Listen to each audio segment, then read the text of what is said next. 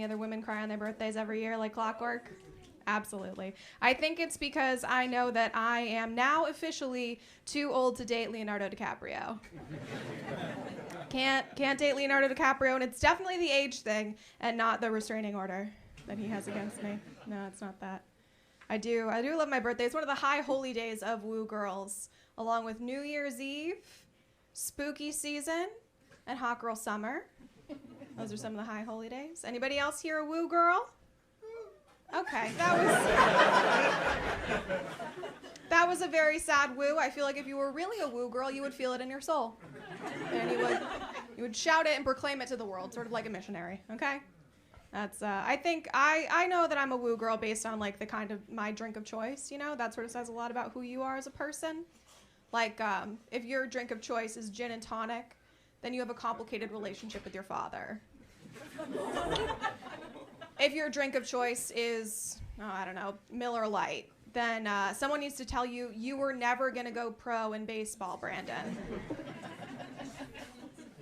If your drink of choice is, I don't know, let's say hot chocolate with peppermint schnapps in it. You are the main character in a Hallmark Christmas film. And I just need to leave the big city and go back to my small hometown so that I can find my one true love. I haven't done it yet, maybe next year. No, when I was in college, my drink of choice was Peach Andre. Any of y'all here know what Peach Andre is? Okay, some of you are more wooing now. I think we're warming up to the woo. But no, that meant that when I was in college, I was a woo girl who thought that she was better than everyone from her hometown. Still do. I've always been a woo girl, though. Like, growing up, I was a woo girl. My mom knew it, too. She said, Courtney, if you ever want to get a husband, this is how I knew I was a woo girl, you need to learn about football. And so I did. So I did some research. I took it upon myself to watch every single episode of Dallas Cowboys cheerleaders making the team on country music television, which is where I learned to woo. No, it's where I learned that I love cheerleaders, because this is before my parents could afford TiVo and I couldn't fast forward through any of the boring football parts. But I endured. Nevertheless, she persisted. No politics people in there? That's okay. Let's see. I do love, I'm trying to get more into sports, though. Like, this time last year, I went to my first Chicago Bulls game. It was February 1st. I remember it acutely because it was also the first day of Black History Month. And they decided that they wanted to celebrate Black History Month. I love Heritage Months, like National Waffle Day, anything that is... I love celebrations. It's the woo girl in me, I swear. And so for Black History Month, they said, okay, in honor of Black History Month, please rise for the Black National Anthem. Do any of y'all here in Old Town Chicago know what the Black National Anthem is? No woos. Interesting. It's interesting. The Black National Anthem is a song called Lift Every Voice and Sing. It's very nice. They said, everyone please rise for the Black National Anthem. They sang the Black National Anthem, and then they said, now please remain standing for the regular national anthem. Which I thought was a little racist. But it got me thinking, okay, do they do this for every, like, Heritage and History Month? Like, next month after Black History Month is Women's History Month. Do they have everyone stand for the Women's National Anthem? The full 10-minute All Too Well Taylor's version? After which they say, now please remain standing for one full episode of the Andrew Tate podcast in honor of the Men's National Anthem. You laughed a little too hard, sir. That's funny. I actually got that tag from my father.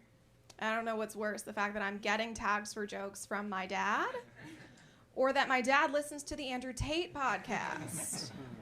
You tell me which one of those two is worse. Actually, my dad could tell me because he is in the audience tonight. Thank you. It's great to have supportive parents. I love my parents. I love how supportive they are. I love how supportive my friends' parents are, too. They're more supportive of me than they are of their own children, which I think tells you something about how good of a comedian I am. Swaying some voters over here. It's great. No, I have a lot of support from my parents, and I thought that the amount of support that I had from my parents indicated that I was my parents' favorite child. I'm the oldest of 3, so there's a lot of competition there. But I thought that I was a clear front runner for a while. Apparently not. I realized that during Christmas this year, that I was not my parents' favorite child. I'll tell you how I know this. I have a younger brother, and he works in commercial real estate sales. Any of y'all work in commercial real estate sales? No? Good. Good.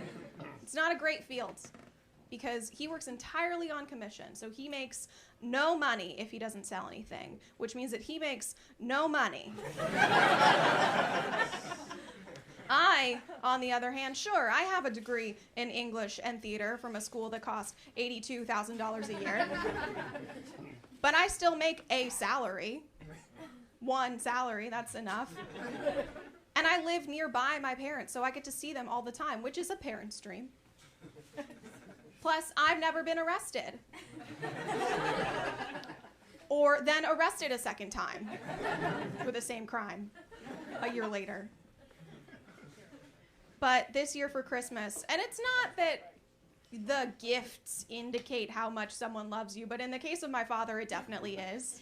Like 100%, it absolutely is. And so for Christmas this year, my father, because my brother does not make any money, wrote my brother a check for $1,000. That's so nice. He's supporting my brother's dream. He wants him to be able to not live on the streets. He's paying his rent. That's great.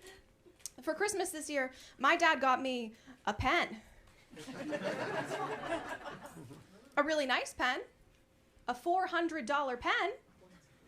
Right? A nice pen. But what that tells me, after I Googled how much that pen was, is that,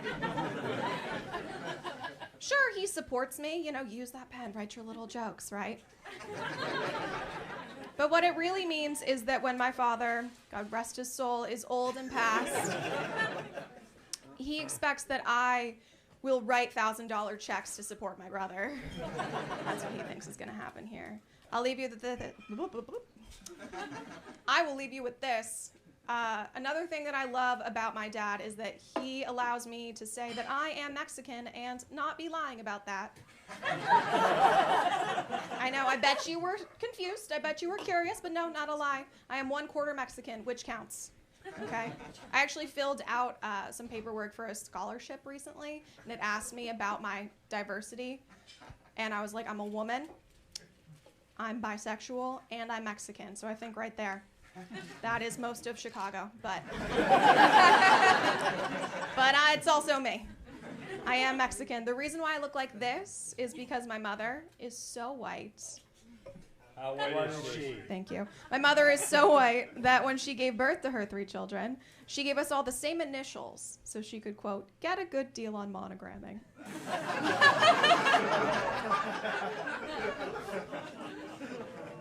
Oh, of course, no one thought to tell her that you can save the most money on monogramming by not monogramming at all. It's a non-starter for her. I'll leave you with this on being Mexican. Growing up in Connecticut, I never really faced any sort of like negative commentary about being Mexican, except for when girls would go to Mexico for spring break. And they would always say, Courtney, if you're gonna drink the water, be careful because of Montezuma's Revenge. You all know what Montezuma's Revenge is? Yeah.